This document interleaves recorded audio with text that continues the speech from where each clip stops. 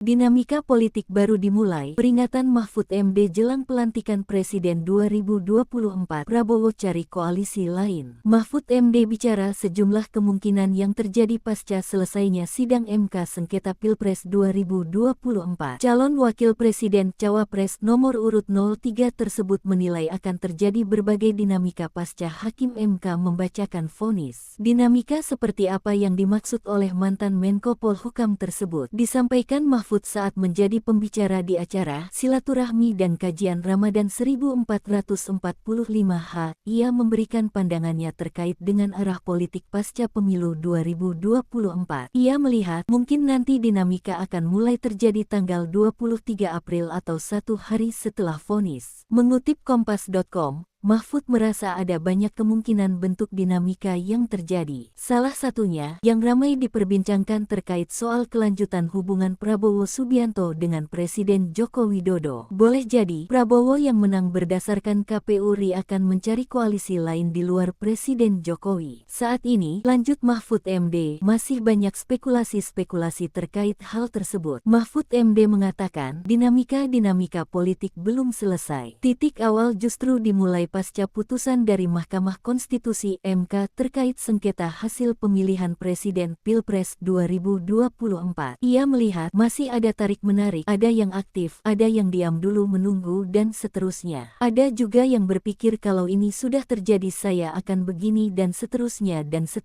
tuturnya.